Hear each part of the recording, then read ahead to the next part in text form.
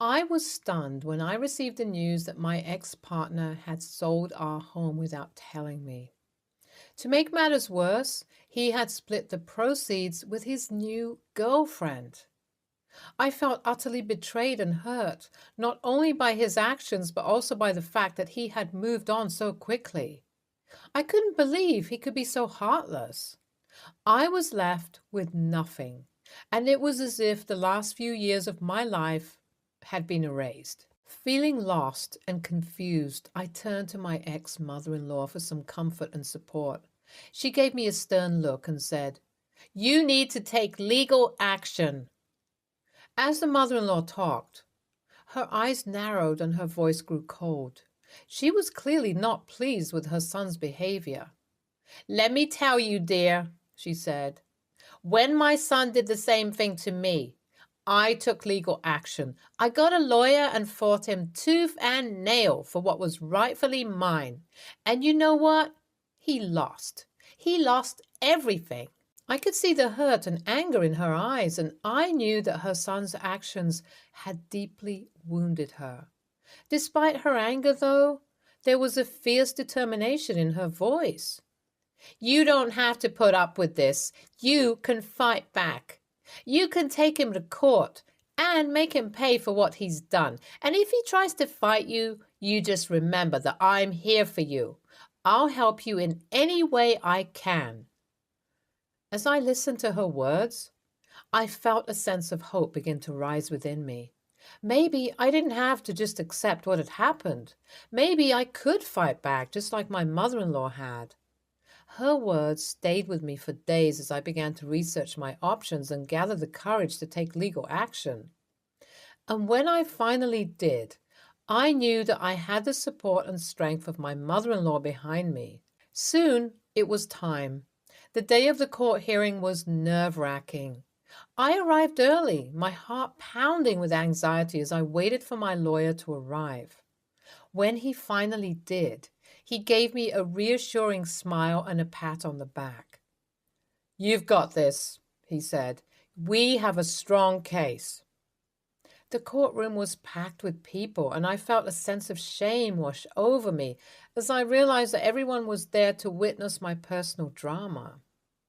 But then I caught the eye of my mother-in-law, who was sitting in the front row, and her expression of fierce determination gave me the strength I needed. The proceedings began, and my ex-partner's lawyer made his case. He tried to argue that my ex-partner had a right to sell the house and split the proceeds with his new girlfriend. But my lawyer was quick to counter, presenting evidence that showed that my ex-partner had acted illegally and fraudulently in the sale of the house. As the lawyers went back and forth, I found myself growing more and more tense. Every time my ex-partner's lawyer spoke, I could feel my anger rising, and I longed to stand up and scream at him to stop lying. But then it was my lawyer's turn to speak, and he presented a document that completely destroyed the other side's case. I cannot tell you what it contained due to privacy. The judge nodded his head in agreement, and I felt a surge of relief wash over me. In the end, the judge ruled in my favor. My ex-partner was ordered to pay me back the full amount that he had taken from the sale of our home, plus damages. It was a victory that I had never expected, and I felt tears of gratitude and relief stream down my face. As we left the courtroom, my mother-in-law hugged me tightly and whispered, "I told you that you could do it. I'm so proud of you." And in that moment, I knew that I had not only won a legal victory, but I had also gained a fierce ally and friend in my mother-in-law. I felt a mix of emotions, relief, exhaustion, and a sense of victory. I saw my ex-partner standing outside the courtroom. He looked defeated and angry, but I didn't feel any sympathy for him. He had brought this upon himself by betraying my trust and selling our home without my consent. As I approached him to collect my check, he muttered some half-hearted apology, but I didn't want to hear it. I took the check from him and walked away, feeling proud of myself for standing up for what was rightfully mine. The weeks and months that followed were not easy. My ex-partner tried to appeal the decision, but the judge upheld the ruling. I had to deal with lawyers, paperwork, and other legal battles. But I never lost sight of my goal. I was determined to get what I deserved and not let my ex-partner's betrayal destroy me. Update 1. A few months had passed since the court hearing, and life had been looking up for me. With the settlement money, I was able to buy a new house, and my business has been thriving. I had even started dating again and had met someone who treated me with love and respect. But then, out of the blue, I received a message from my ex-partner. He was broke, he said, and needed my help. He begged me to take him back, promising that he had changed and that he would make things right. But I knew better than to fall for his empty promises. I had been down that road before, and I had learned my lesson. The only thing he cared about was himself. The memory of his betrayal, of him selling our home and splitting the proceeds with his new girlfriend, was still seared into my mind, and I could never forget the pain and heartbreak that came with it. I politely declined, but he wouldn't take no for an answer. He started sending me threatening messages, warning me that if I didn't take him back, he would ruin my life. At first, I tried to ignore him, but the messages kept coming and the threats grew more and more violent. I was terrified and I didn't know what to do. That's when my mother-in-law stepped in once again. She had always been a source of strength and support for me, and this time was no different. She asked me to get a restraining order against him. The decision to get it was one of the hardest choices I ever had to make. The weight of the emotional toll it would take on me was daunting, but I knew I had to protect myself from my ex-partner's harmful and threatening actions. The process of obtaining a restraining order was a harrowing experience. It required me to dredge up past traumas and provide in-depth evidence of his threatening behavior. I had to collect and present a range of documents, including police reports and witness statements, to prove my case. I was eventually granted one. I received a copy of the restraining order and detailed instructions on how to proceed. The order required my ex-partner to stay away from me, my home, and my workplace, and prohibited him from contacting me in any way. It was a difficult time, but with my mother-in-law's help, I was able to get through it. As I look back on everything that had happened, I realized just how much she had done for me. She had not only given me the strength to fight back against my ex-partner, but had also been a constant source of love and support throughout it all. Update 2. Around a week later, my mother-in-law received a call while I was with her. She put it on speaker. As I listened to the argument, my heart sank. My ex-husband's voice was loud and angry, and his words were harsh and accusing. He was yelling at his mother for helping me get the restraining order against him, blaming her for his current situation. I could hear my mother-in-law's voice on the other end of the line, calm and steady, as she tried to reason with her son. She explained that she had only helped me because she was worried about my safety and that she had done what she thought was right. But my ex wasn't listening. He continued to shout and yell, his anger escalating with each passing moment. I felt a sense of dread in the pit of my stomach, knowing that this confrontation was only going to make things worse. Despite my anxiety, I couldn't help but feel grateful for my mother-in-law's support. She had been there for me throughout the entire ordeal, helping me navigate the legal process and offering me emotional support when I needed it most. Finally, my mother-in-law had enough. Her voice became firm and authoritative as she put my ex-husband in his place. She reminded him that his behavior was the reason for the restraining order in the first place, and that he needed to take responsibility for his actions. I could hear my ex's tone change, his anger turning into defeat. He hung up.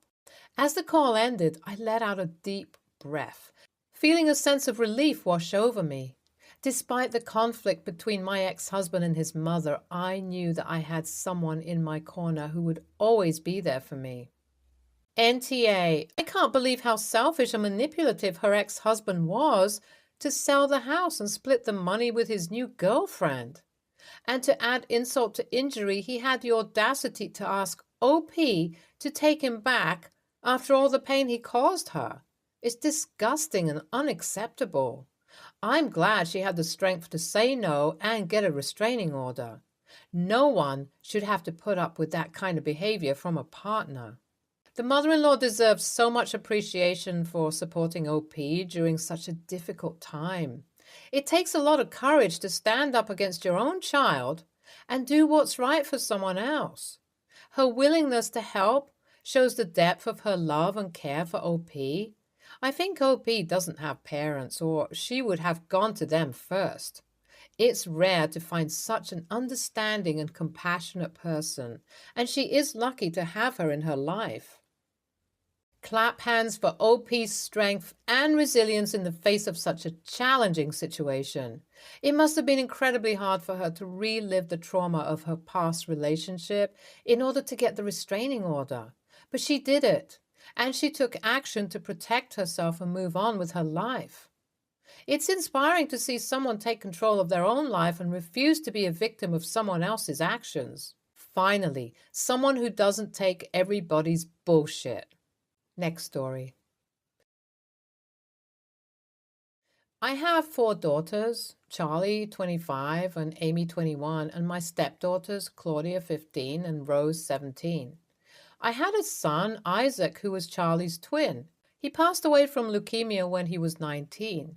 When he was diagnosed at 14, there were a lot of medical bills to pay for Isaac's treatment, and I ended up working a lot to pay for his hospital bills. During that time, my ex-wife, Brenda, slept with Jake behind my back. I found out about the affair, and we had a divorce when the twins were 15 and Amy 11. All of them knew the full story of what happened, and my ex and I had 50-50 custody. Charlie visited Brenda till she was 16, after which she stopped. We told Amy what happened when she was 14, but the thing is, Jake is quite wealthy, and Amy preferred it there more because she got spoiled. She eventually chose to stay with Brenda when she turned 16. During this period, I met Lucy. I fell in love with her and got married when the twins were 19. Isaac passed away a few months later. Lucy herself had 2 daughters, Claudia and Rose, and they were both welcomed into the family. My son passed away a few months later. When Amy moved with her mom permanently, she cut off all ties with us. She didn't leave peacefully either. She insulted everyone in the family and left. One of the things she yelled was, "I don't want to be a part of this shitty family." She went no contact with us too. In November, Jake and Brenda were charged with fraud. B&E, and apparently they were also in debt. They lost their homes and were thrown in jail. Since none of the other relatives were able to take her in, Amy came to us. I didn't want to take her in, but Lucy convinced me to let her stay for a bit till she got back on her feet. Well, ever since she left, there have been a lot of changes to the house, and Amy has been complaining about them since she arrived. She complains about how she can't touch the snacks and how she has to pay for her own snacks and clothes. We feed her 3 meals a day and afternoon snacks. How she was given the smallest guest bedroom and how the other girls got big personalized bedrooms.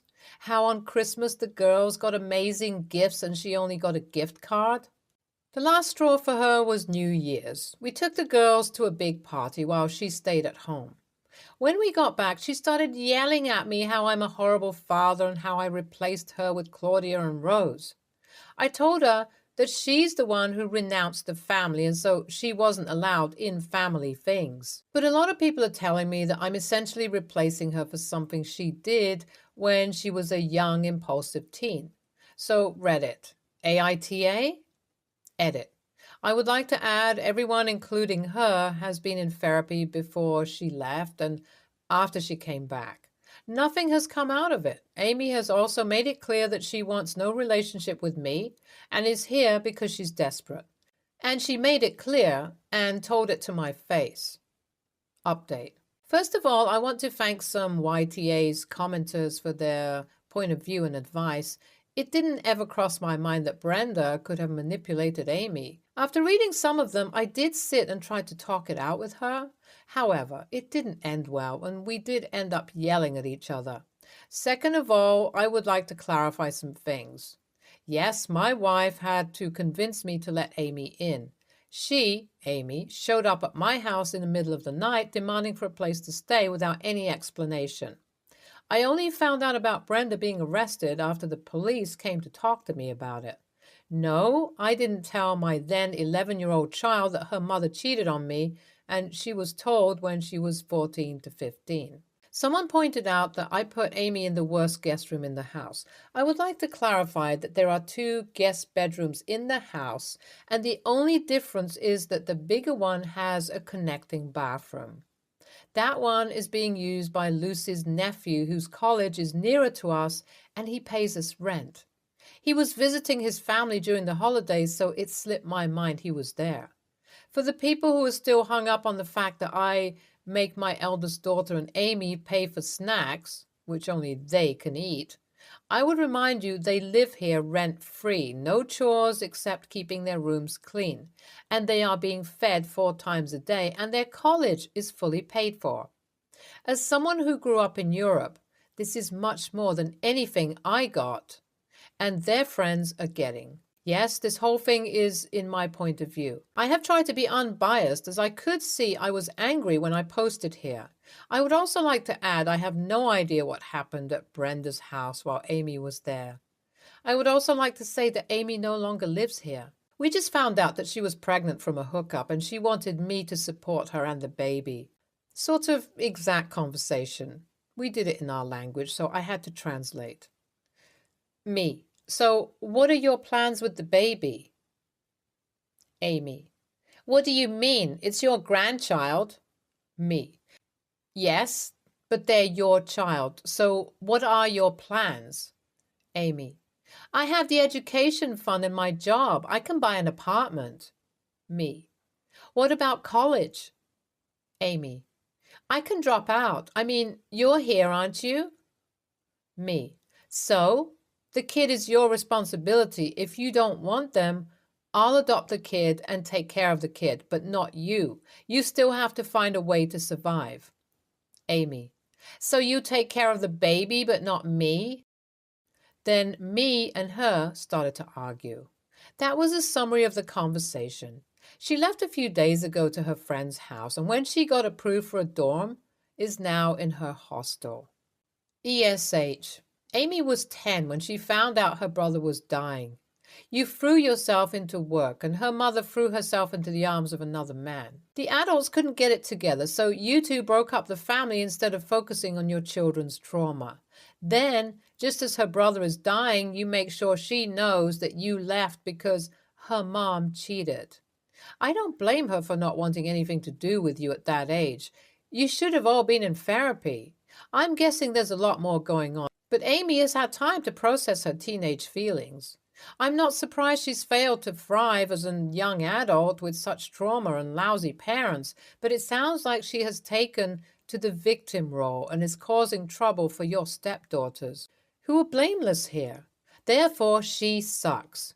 You suck for not realizing what you did to your poor kids and not being grateful she's willing to have anything to do with you now. Apologize for how things went down when she was a teen, and for punishing her since she's been back. Her response, then, is up to her. Info. What does Charlie think about the situation? Does she live with you too? I will try to give you an explanation on how I see all of this. I may be wrong, but I may be right too. I understand she hurt you, but you have to understand that your daughter went through a lot of trauma. She lost her brother, saw her parents' marriage break into pieces, and both of them building a new life with a new family. She wasn't mature enough at 16, so she chose her mother due to mostly materialistic reasons. Now she's 21. She lost her family again and lost her home, and she came back to the only other home she ever had, probably hoping to find some traces of her previous life with you. Instead, she found out you replaced her with a new family and erased her presence from the house. I'm not blaming you. You did nothing wrong. I'm just stating how I think she sees it. She wanted to find her old home, but things are not the same anymore, and I think that's something that needs to be addressed between you and her. She is your daughter, and this is probably your only chance to reconnect with her. Talk to her one on one. Tell her how you felt and how you feel, and ask her to do the same. Do therapy if needed. I know you did family therapy, but I mean only you and her, not the whole family. That will come later if things go well. Results will be slow. It will take a few sessions, but if she understands that you didn't mean to replace her with a new family, that she hurt you, and if she wants to actually reconnect with you at least a bit, things will go better. I will not say YTA because I don't think you are at fault, but I'm not sure that she is at fault either. I think you're simply two people who hurt each other and went through a lot of traumas and grief. Talk to each other sincerely, please. Stay tuned for more stories from our girl relationship.